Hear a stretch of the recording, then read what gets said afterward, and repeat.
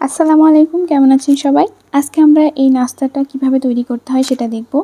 এখানে আমি 2 packet noodles নিয়ে নিয়েছি, আর নুডলসের মশলা তো আছেই। আমি এখানে 6 পিস ব্রেড নিয়েছি আর 2টা ডিম নিয়েছি। এগুলো দিয়েই আজকে এই নাস্তাটা আমি তৈরি করে দেখাবো।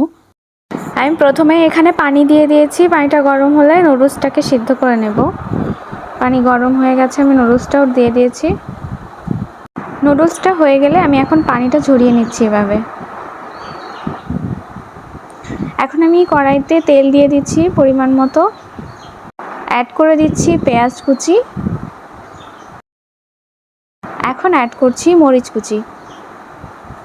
পেঁয়াজটা লালচে ব্রাউন কালার হলে এখানে অ্যাড করে দিচ্ছি সেদ্ধ করে রাখা নুডলস। খুব ভালোভাবে এটা মিশিয়ে নিতে হবে, এভাবে নেড়ে চেড়ে নিচ্ছি কিছুক্ষণ। এখন আমি এর মধ্যে অ্যাড করে দিচ্ছি একটা ডিম। ডিমটা একটু ঝুরি করে নেব, এভাবে করে নেড়ে নেড়ে ঝুরি করে নিতে হবে। অ্যাড করে দিয়েছি এখানে নুডলসের মশলা, আর এখন দিয়ে দিচ্ছি পরিমাণ মতো সয়া সস। কিছুক্ষণ নেড়েচেড়ে নুডলসটা রেডি করে নিয়েছি। আমি প্রথমেই দেখিয়েছিলাম এখানে 6 পিস ব্রেড নিয়েছি, আর ব্রেডের চারপাশের লালচে অংশটা এভাবে কেটে ফেলেছি। তবে এখানে স্যান্ডউইচ ব্রেডগুলো নিলে বেশি ভালো হয়, আমার ব্রেডগুলো একটু ছোট সাইজের হয়ে গেছে। আমি এখন ব্রেডগুলোকে এভাবে বেলে নিচ্ছি।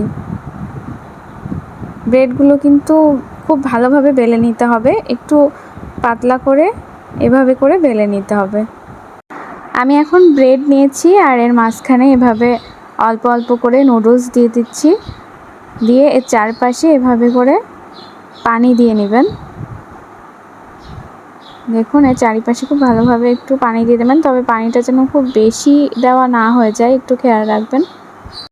এখন ব্রেডটাকে এভাবে মুড়িয়ে ভালোভাবে মুখটাকে এভাবে করে চেপে চেপে লাগিয়ে দিচ্ছি। দেখুন কত সুন্দর একটি শেপ তৈরি হয়ে গেছে।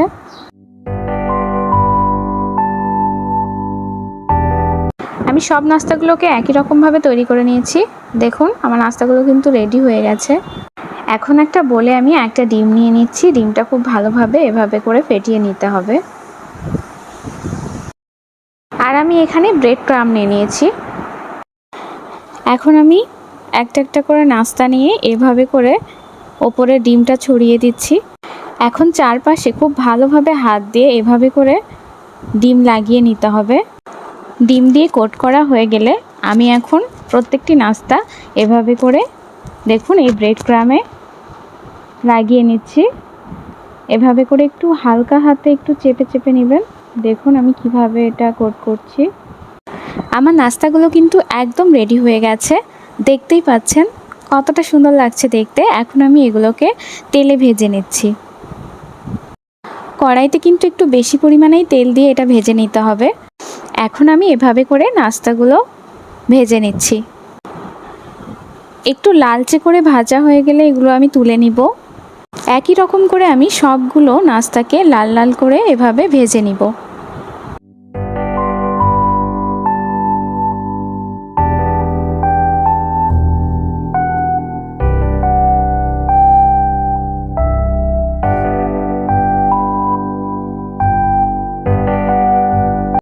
সবগুলো নাস্তা রেডি হয়ে গেছে।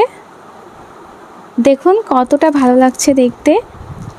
এটা কিন্তু খেতেও বেশ মুচমুচে হয়েছে।